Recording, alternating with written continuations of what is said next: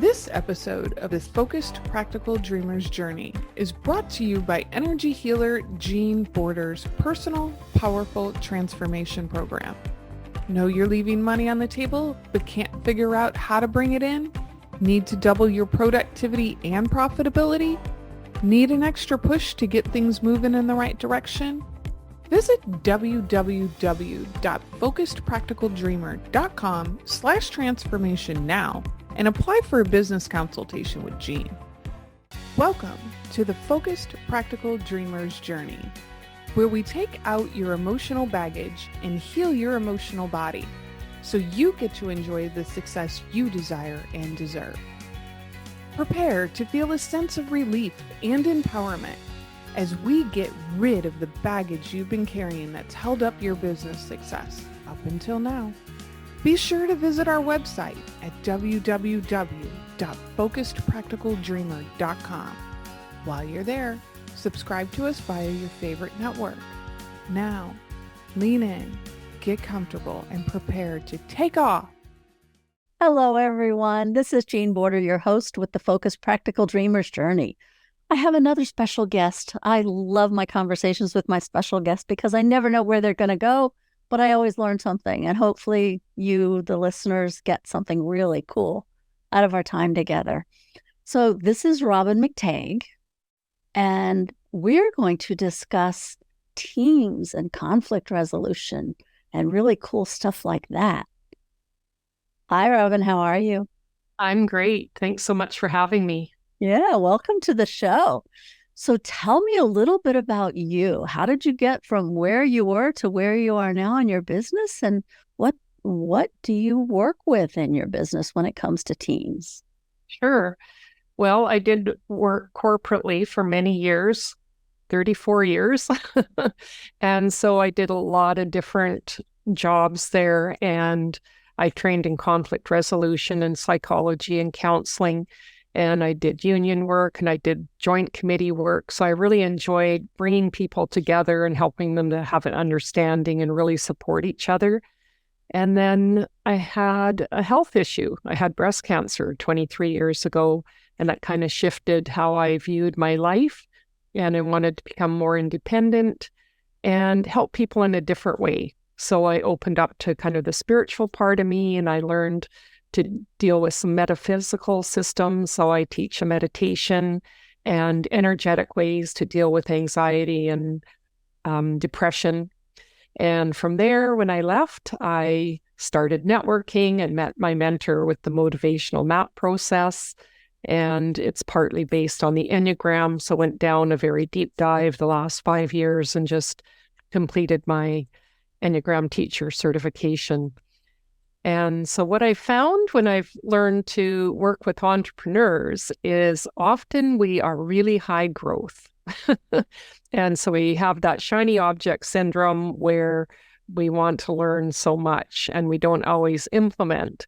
So with the motivational map process, it allows us to see our 9 motivators and what gives us the most energy and what kind of saps our energy, and looks for those internal conflicts. So we have relationship, achievement, and growth motivators. And so relationships, I need a lot of time. Relationships take time. I like a lot of communication and very regular, whereas I'm a growth person. Give me the bottom line. I'll just tell you to do something. So if we have those 2 motivators within, I'm going forward and stepping back, and also within a team. So maybe we have someone who works in reception or somewhere, or maybe we have a VA we work with, and they love that job because they love the relationship part. But we're the growth person and we just want to get it done and get moving to the next thing and the next thing. And so they don't feel seen and heard. And so this is where the tension can come in, and resentment and all these other things that kind of are below the surface. And unless they're addressed, they're going to blow up into different things, or people might leave a job. And we see this with people, especially in a relationship, they can stay in a job too long because of the people. It may not be their best interest. So we really have to look at what is my individual makeup and what is the team, and what is the purpose of the team. Like I see entrepreneurs, I know when I started out and I was looking to collaborate with people, and I talked to my mentor and I said, well, I'm thinking about working with this person. And she said, let's do their map and let's do your map together. So we could see where the tensions were potentially and what we were similar and how we were different. Because so often we think we're doing a great job. If I get someone who's similar to me, we're not going to have any conflict and we're going to work together really well. Well, the problem with that is then we get the blinders on and we all are looking in one way. We're not seeing necessarily the other aspects that we might need to see. I had worked with a team and they were looking at doing a collaboration, and all really great heart-centered entrepreneurs and wanting to do this beautiful connection with people and give these services. But no one in there had a director or, the money, the business part. And I said, well, unless you bring a business manager or someone in, how are you going to earn money and actually get the relationship part done too? Who's going to keep the relationship with your clients and move this along and make sure you're viable financially? That's one of the big... That's always been one of my big mantras. Always be training your replacement and don't hire yourself. You want to hire what you need, not what you already have. If your team is really strong here, where might your business be lacking a little bit? You need to shore up what you're missing for your business to succeed, to grow, right? If your team doesn't like to do social media, well, then don't hire somebody else who doesn't like social media. Hire someone who gets juiced when they get to play in social media all day, right? Yeah. Yeah. Absolutely. Yeah, because our top 3 motivators give us about 60 to 70% of our behaviors and our energy. And the other thing is our lowest one gives us information because these are the things we don't like. So if I don't like my star, I don't like to be showy. I'm not going to be, that one on social media doing all the videos and all of this. And then I don't like it in other people. I'm dismissing people without even knowing why, because I have this unspoken bias in my head just because I don't like that type of energy. But if I can understand that and say, oh, I just see it for what it is, and I can have a little. I don't have to have that really big energy. But as an entrepreneur, if I don't have some star and use that to my advantage where people see me, how am I going to help anyone? So we can reframe it to see it. How can I use that to my benefit rather than dismissing it? And becoming aware of that is the first step, and maybe not something we even realized we needed to become aware of.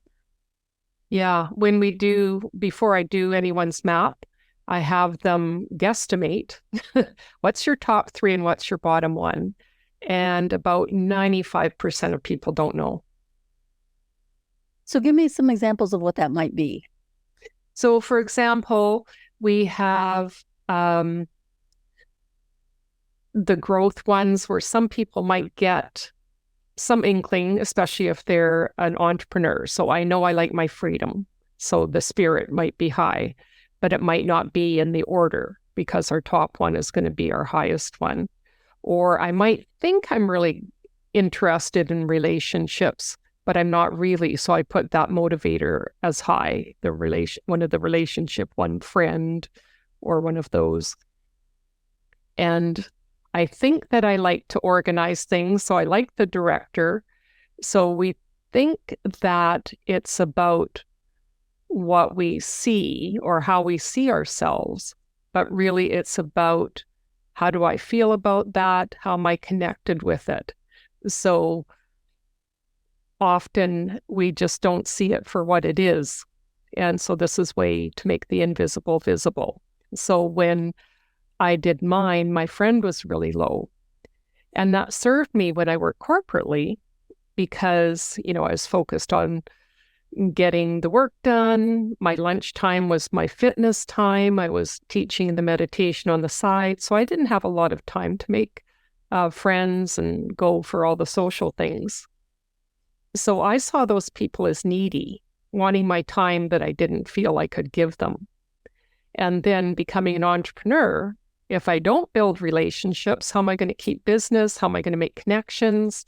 And so it was a way of really looking at it in a different way and seeing those people as this is just what energizes them.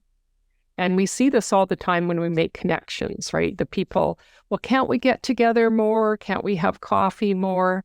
Like, can't we meet every 3 months? And for some of us, it's like, well, I see your need, so I'm not making them wrong, but then also having the boundaries and saying, this is what I can do.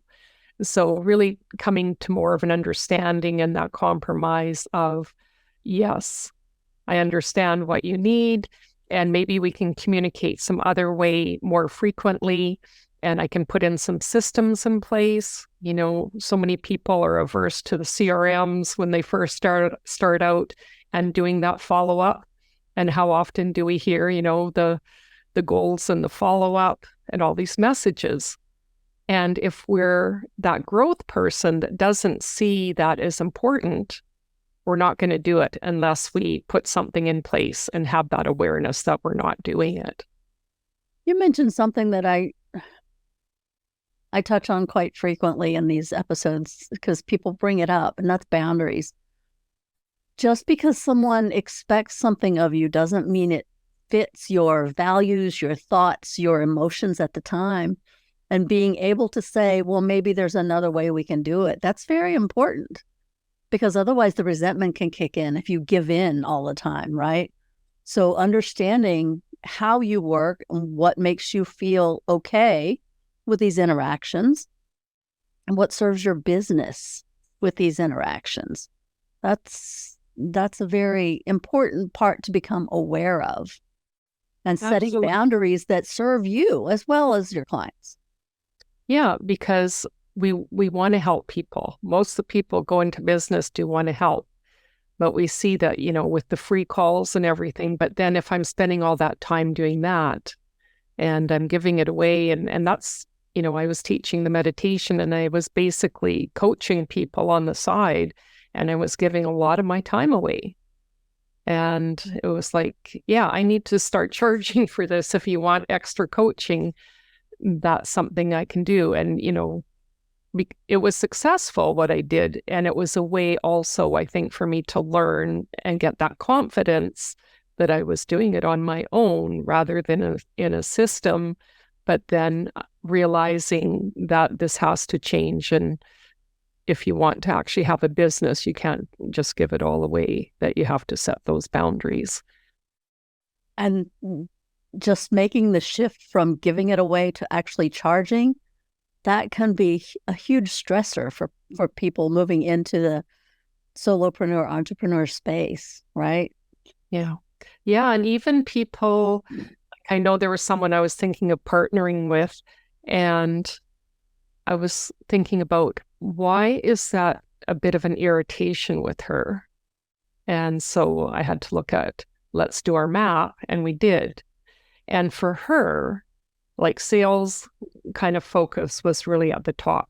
So every time I talked to her, I felt like she was trying to sell me something. And she was very successful, but that's not my style. So I had to say, oh, well, that's just my way of where am I not comfortable with that within myself, and how can I actually bring that up and make that something I can get comfortable with, because it's great that she does that. It's not my style, and we probably wouldn't work together very well because we would be at odds because of the focus was so strong.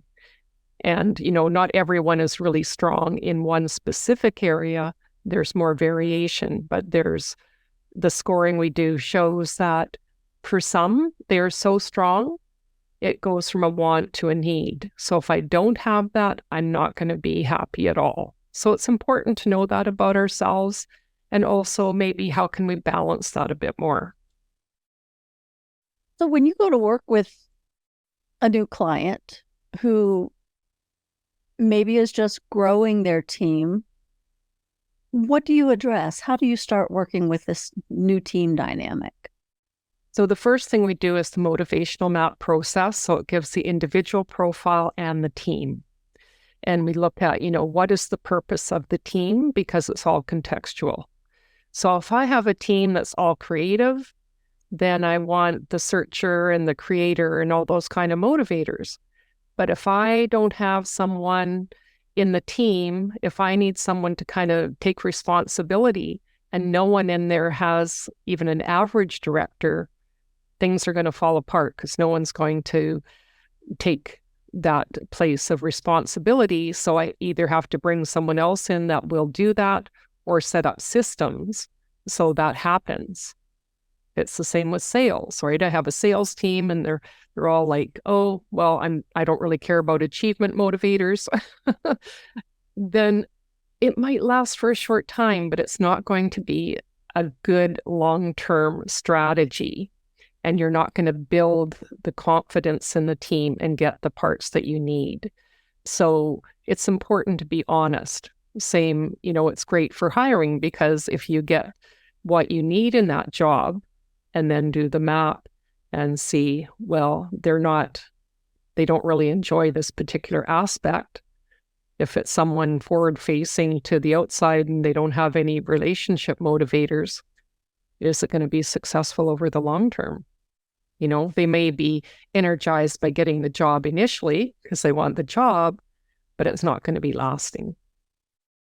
So what if you're brought in and you do this assessment, the motivational map for the team, and you realize the team has some dysfunction? Yeah, so from there. Yeah, so I do a report. So there's different aspects that we look at. Is it about efficiency? Is it about this? Where are they on that continuum? So if we're too focused in one area, then what do we need to bring in to balance that more? So that, yes, we have the efficiency, but it's not this change for change sake, for example, because we have that continuum of change. So you can't have too much. Otherwise, people are just spinning. We're changing all the time. Why are we changing? We need to have some basis for it. We need to have some underlying reasons. We need to do some calculations or reviews of how we're doing things. And so there's different ways. So looking at communication styles, looking at change factors, looking at how we do the work, what's the profile for that team and what the function is. So there's a lot of recommendations that come out of that. So whether it might be some of the conflict resolution stuff, just even doing the map afterwards with the team and doing the debrief so they can understand each other. It's amazing once we learn about each other, how much more that can help, because it's like, oh, I didn't know this about you. And oh, this is how you like to be communicated. I didn't know that. And so that can really bring the team together. And so that engagement is what we want, right? And this is what all the studies show. It's the team engagement that they'll be more valued, they feel seen and heard, and they'll work more towards what that goal is. So there's so much that can be addressed through that. And then what I also offer is the Enneagram system, if people are interested in that, the personality style, to go deeper and say, how can we use this in our leadership, both, for me individually and within this team. So this is my style of doing things, where maybe I'm really bold and I just like to say what's on my mind, where someone else needs that time, they're more reflective, and just seeing how we can accommodate those different styles and make sure people are brought in, because the kind that is reflective, they like to be added in, but they need to be asked many times, whereas we don't always do that. It's often the ones that are bold and speak out that we listen to, but we really need to include all the different styles. I've actually been through that process, not with you, but I had 36 years in my job. And we went through that process several times with different groups. And it was very interesting when the supervisors, bosses, could utilize that information to communicate differently with their staff. Mm-hmm. So it was very useful. If you've never, listeners, if you've never tried, never been through that process, it's very interesting to go through and see what you didn't realize about other people in your organization. Yeah, absolutely. But something else you touched on, and we're just about out of time, but I want to mention it, the next part to that can be a stressful situation when it comes to change management. If you're changing the culture of the organization or the way it functions, or even the team structure based on needs and what fits and what doesn't, that can create more stress in your organization that you have to be aware of and walk through gently. I'll use that term. Yeah, absolutely. And that's the thing, when we understand what people's tolerance for change is, how fast or slow they like it, then we can work with that. And that's what the map helps us to see. It's like, oh, they need a lot longer. They need a lot more hand-holding and support. And maybe I need to bring some other things. So I need to include them more in the discussions and ask them more often what they need and how they're doing, rather than someone that's like, yeah, great, let's change it. So we can individualize it and personalize it. And that's when people really feel connected and seen. Because we can't compartmentalize our lives anymore. I think this is something that COVID has really brought out, that we need to bring our full selves to everything that we do. Agree. And unfortunately, we are out of time, but I want to thank Robyn for being here. It's a very interesting conversation. I really enjoyed our time together. Yeah, me too.